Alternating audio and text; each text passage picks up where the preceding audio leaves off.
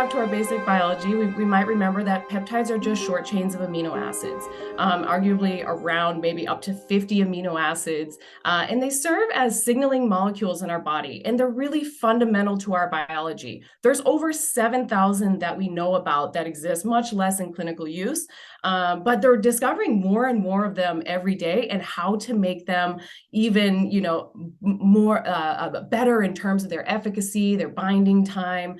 And they have so many different reasons to use them in healthcare, and they're really central to our process. They really mimic what we make naturally.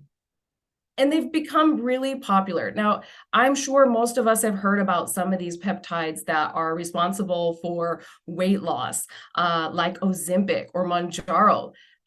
These ones have really blown me away about how popular they've become. And if we go back even further in history, we realize that insulin is a peptide. So really, peptides have been around for a long time, but they haven't really, I would say, come to market quite well because they have some weaknesses. A lot of them are really only available as injections, and that used to worry me until Ozempic became the third fastest growing product in healthcare, $13 billion product. And so we know that the patient compliance will go up if they're getting the results that they want. But the other thing that's really great is that they have a lot of benefits. They're very versatile, like Dr. said in the introduction. You can use them in so many different ways in medicine, and they have a lot of pleiotropic effects, meaning that you might be using them for one particular reason. For example, when I found out about the peptides, I had an injury, and I was using one peptide called BPC-157, which is something that we upregulate naturally in our gut to help heal tissues in our body. And I was using it to help heal the tissues in my knee. But 2 months later, and I didn't know that this was a side effect at the time, or one of the reasons that we use it, my gut started to feel better. And that was really great for me when I was dealing with adrenal fatigue, because I had a lot of gut symptoms around bloating and food intolerances. And so that started to improve. So very different types of effects. And even with that peptide, sometimes people will say they get a cognitive benefit. And the other thing is that they're very safe. Again, they mimic what we make naturally in our body. And so they're just amino acids. They break down into their constituent parts of amino acids. So they don't have any drug-to-drug interactions. We don't have to worry if someone is on a pharmaceutical medication that there would be any interactions, because they don't break down using those CYP enzymes like drugs do. And again, they're very non-toxic. So they don't filter through the liver, the kidney, they break down into their amino acids, and they're very well tolerated with very few side effects. And they're also available in different routes of administration besides injection. We can see that there are peptides that are available orally or as a nasal spray, sometimes as a topical cream. And so there's also applications for your patients that are opposed to injections, but truly some of the really best ones are available as injection. And they have very targeted actions in the body, so they're very predictable in their outcomes too. And again, very diverse clinical applications. So what I love about this, like I said, even when I was dealing with adrenal fatigue, which can present in a lot of different symptoms, you can find something that's really going to give a great effect in your patients across many different applications. And a lot of times you can combine them to have very synergistic effects together as well. So we can see that we can address many things in a very short amount of time with really great results. And so we'll talk about some of these today, but I think it's important to really understand, why do we need peptides? And I really liked this slide, because I think we all understand that, in our modern lifestyle now, unfortunately, we are prone to a lot of insults, let's say, to our health that can result in this term that I like, called metaflammation or metabolic inflammation, or even inflammaging. You've heard of this term, where we see that all of this kind of sequela of insults can result in things like insulin resistance, oxidative stress, and even then we start to name it: cancer, cardiovascular disease, autoimmune diseases, things like this, that really turn into these really chronic diseases that we're seeing so much of now. And so it's really important to go back and understand what's going on with your patient or with yourself. And I also noticed that in my experience, I've been really lucky because in the last several years, I've been able to apply a lot of these peptides clinically, also working with doctors here in Thailand in managing longevity programs for people. And when we're looking into their blood work and looking into their symptoms, we see a lot of the same complaints. And probably many of you might even be experiencing some of these things right now. Whether you're feeling fatigue, probably the most common, it's pretty common to feel fatigue, of course, or digestive issues like I said, bloating, cramping, gas or indigestion, constipation, or getting sick very frequently. This is all very common. You look across these symptoms here, and I say that most of the people that I see that come to us for a program are experiencing several of these symptoms. And so when we start a peptide program, what I really want to help everyone understand, of course, what peptides are and what they do. There's a ton of information out there, by the way. I don't share too many clinical studies on here because you can look them up, you can find them, but I really want to help you understand how to use them in a way that is going to make sense for yourself or for your patients to really do it in a let's see, a process, I would say, that's going to start with the foundation. So where do we have to start? We really need to look into a baseline measurement like we would in any other functional medicine situation. We would always be trying to get as much information on our patients as we can, including that functional workup that's really going more in depth than our, we say, annual checkup, right? Our annual checkup only gives us so much information. We can really find out, of course, about their liver function, kidney function, CBC, things like this. And these are still really important, but we want to dig a little bit further if we can in understanding how our patients are affected by things like inflammation or even their nutrient status. Are they low in certain critical nutrients that are needed kind of to be the precursors to the production of things like our hormones, our neurotransmitters. And I also love if you can go a little bit deeper to look into things like the heavy metal and mineral analysis. That gives us some information about things that we need to address to get out of the way, or to kind of clean up or detoxify the body a bit to make it a better suitable environment to receive not just peptides but any other therapy. And I love the urine organic acid profile also, if it's possible, if it's available for you, because we can also see things like the way that what's going on in your gut. There's not really a great blood test for that. So we can really see, is there overgrowth of bacteria? Is there overgrowth of fungus in the gut?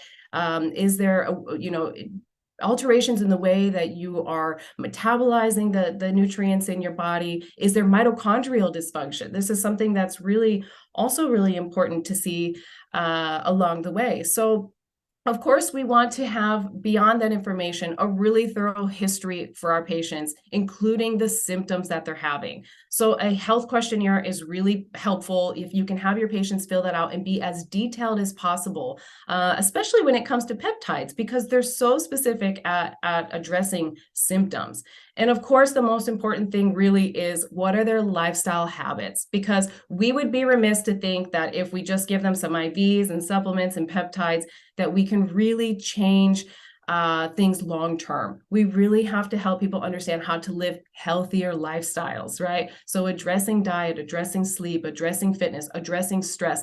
Sometimes easier said than done. We know that it takes time to change habits over time, but this is really 75% of what we do. And so, of course, a treatment plan is always going to include all of those things.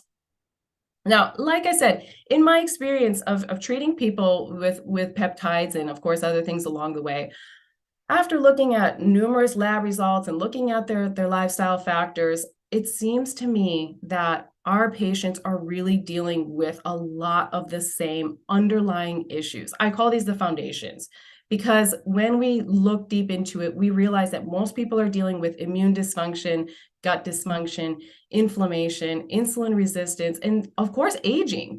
This is something that is really important to address is how can we slow aging? What are the things that we can do to turn back the clock? So what I love about peptides is there are some that fit so specifically into those conditions.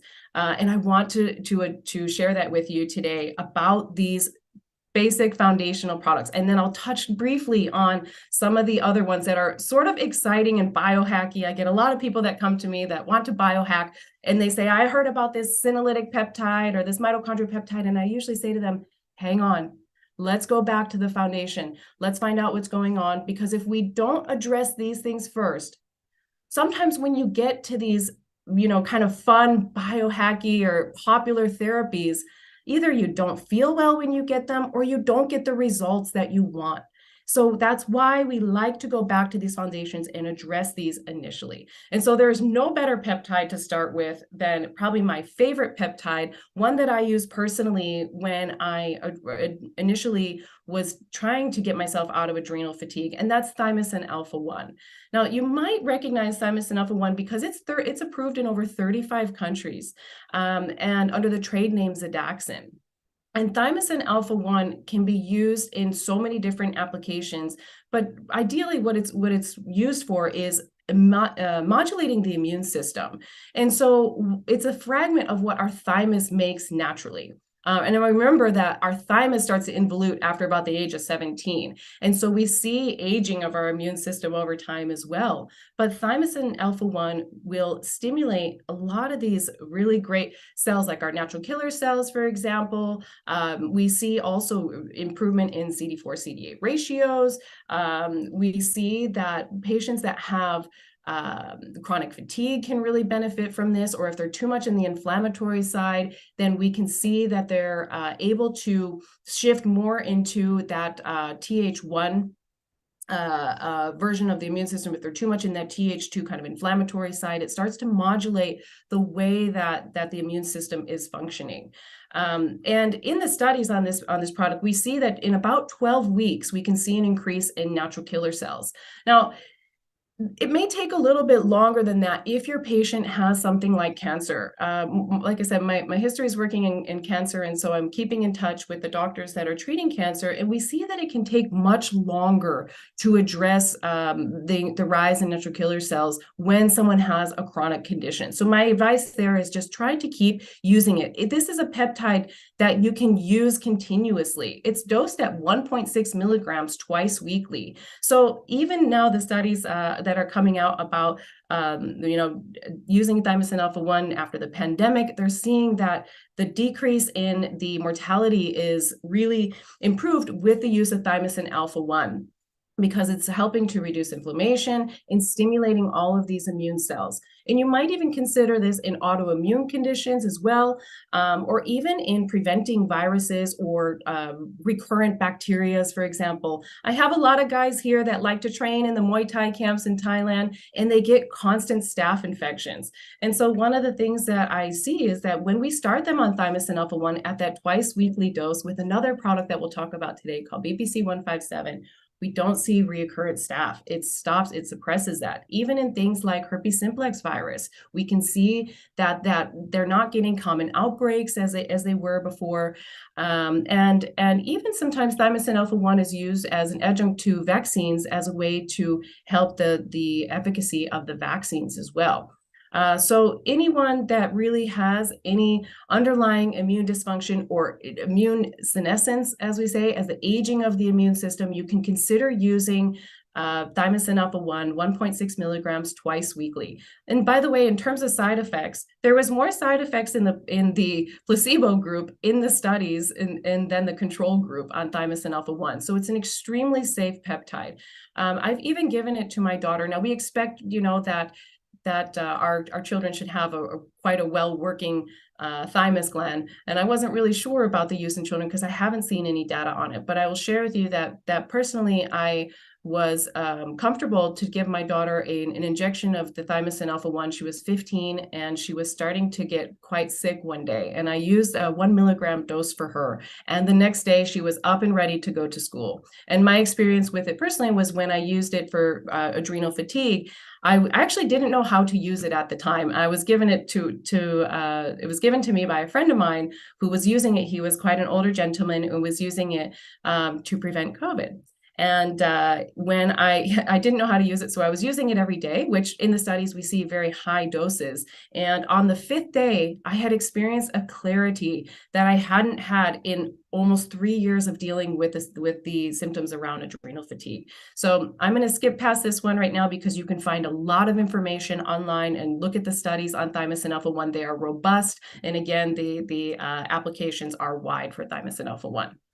So I like to skip to the other thymosin product, which is also a fragment of our thymus. And it was originally discovered at the Albert Einstein College of Medicine, like thymosin alpha-1. But this is a 43 amino acid peptide, thymosin beta-4, that we upregulate naturally when we have an injury. Now, this peptide is really, you can think about repair. It will have some immune benefits, and decreasing inflammation is also one of its properties. But really what we see is aggregation of stem cells to an area of injury to promote healing, and even stimulation of angiogenesis to promote better blood flow to an area of injury. And really, you can use this in so many different applications. Again, it's up for FDA approval right now for treating condition of the eye. But in general, you could use this in conditions. There's been tons of studies on this in conditions like TBI and stroke. Even though it's a large amino acid, we see that it crosses the blood-brain barrier. You can use it in fibrosis of the kidney or the liver or the lung. And lots of studies have been done on this product post-MI as well, as a way to regenerate the function of the heart. In general, you might consider using this either 500 micrograms, as little as 500 micrograms a day for 30 to 60 days, or as a 1 milligram injection for 30 days in acute injury. Now, this can vary from person to person in terms of, how long that they need to use this. What I find is that in acute injury, 1 milligram a day for 30 days, together with the next product that I'll talk about, BPC 157, really hits home. I haven't ever had more than 2 people in 3 years who have needed a second month of BPC 157 for an acute injury. And that was because one guy had a laminectomy and, a back surgery. And he said, I feel better. I'm up walking. My pain is gone, but I want to make sure it's gone. Can I do a second month? And he had no risk factors or any reason to not continue this peptide another month. So we carried on. And after that, he said he had experienced healing like he hadn't imagined. The stories of this are robust in terms of its efficacy and ability to help repair, and very safe. Again, I would probably consider not using this in a patient that has a history of cancer, although there's no studies that show that it promotes the growth of abnormal tissue, but because it's considered a growth factor. And unfortunately, professional athletes cannot use this product because it's also restricted by WADA or USADA. Okay, so together with BPC 157, thymosin beta-4 is called, this combination is called the Wolverine stack. So you might have heard that before. I want the Wolverine stack. And that's because of its ability to promote healing rather quickly. And BPC 157, we could go on and on about the effects of this product, but just very quickly, it's one of the peptides that we upregulate naturally in our gastric juices. And we do so to help heal the lining of our gut. It's 15 amino acids, but we see that it has ability to repair tissue all over our body. And so I'm going to skip through some of these things, but really any bone, tendon, ligament damage, we can see again that acute dosing, 1 milligram for 30 days can really help as an injection to help heal those tissues. If you have a gut issue, you would consider using this as an oral peptide.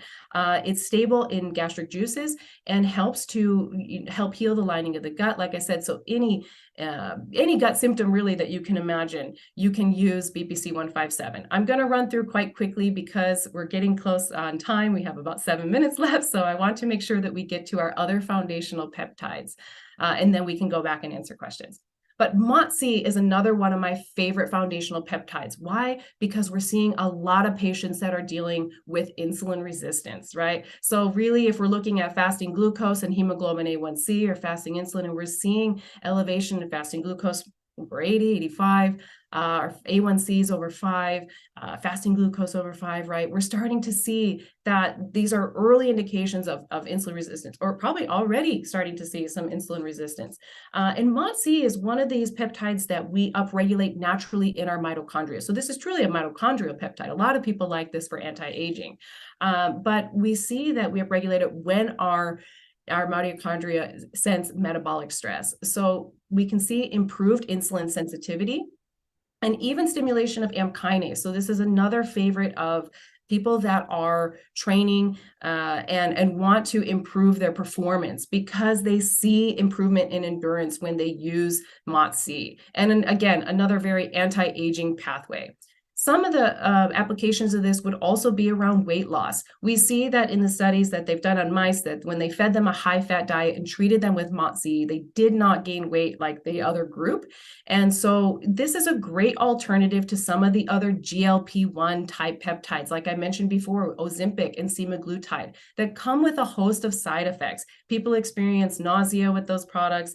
They can have constipation because it works by delaying gastric emptying. But if those products aren't suitable for your patient because they're experiencing those symptoms, you can consider using MOTS-c to address insulin resistance. I love this product. People feel really great when they're on it. But 10 milligrams once weekly is enough to address the insulin resistance. If you have an athlete, you might consider 5 milligrams 2 to 3 times weekly in the morning before they train, and they'll talk about in extra endurance and getting through their workouts. Now, the last foundational peptide that I want to talk about is the growth hormone peptides. We know that growth hormone is one of these things that we can address early on in our patients. I think the best application for this is actually addressing sleep. But of course, this is one of the ways that we can also address aging. Growth hormone naturally declines as we age. And of course, there's argument whether having good IGF-1 or low, is low IGF-1 bad, is high IGF-1 bad. We want to maintain a homeostatic type of IGF-1. So bringing them back to a therapeutic baseline. And what I like about the peptides for treating growth hormone is that there's a negative feedback loop. So we don't see that IGF-1 is driven too high. You won't get very high IGF-1 with peptides, but you can bring them to a really therapeutic level by stimulating these receptors at the pituitary, the growth hormone releasing hormone, and the ghrelin receptor. And so a very common combination that we see is the combination of CJC 1295 and ipamorelin to promote better secretion of the growth hormone and release of the growth hormone. And you can cycle these anywhere from 3 to 4 months on the CJC 1295 and ipamorelin. And then you can also use another product called tesamorelin, which is already FDA approved under the trade name Egrifta. Tesamorelin is potent enough to stand on its own. You can use about 1 milligram with that product and see a significant increase in IGF-1 quite quickly after starting it. But tesamorelin also has some other benefits, like decreasing visceral fat. It's actually FDA approved for treating visceral adiposity that the patients that have HIV can develop from the side effect of their medications. So we see decrease in fat around the midsection. So a lot of people really like this to promote better muscle growth and decrease in fat. And also one important thing to note when you're using the growth hormone peptides is it's really important to be fasting when you're injecting them. So try to get your patient or try to fast for about 3 hours prior to injecting it at night. And if you can't inject it at night because you've eaten late on accident, you had a snackcident, let's say, you can inject it first thing in the morning and wait just about 40 minutes because the half-life is relatively short on these products. There's also an oral option for the growth hormone, but I would use that one with caution in someone that's trying to lose weight because this is called MK677, or ibutamoren is the other name for it, because it makes them hungry because it's hitting that ghrelin receptor. And so you don't see that with ipamorelin, but definitely with the MK677, with the oral version, you might experience hunger in your patients.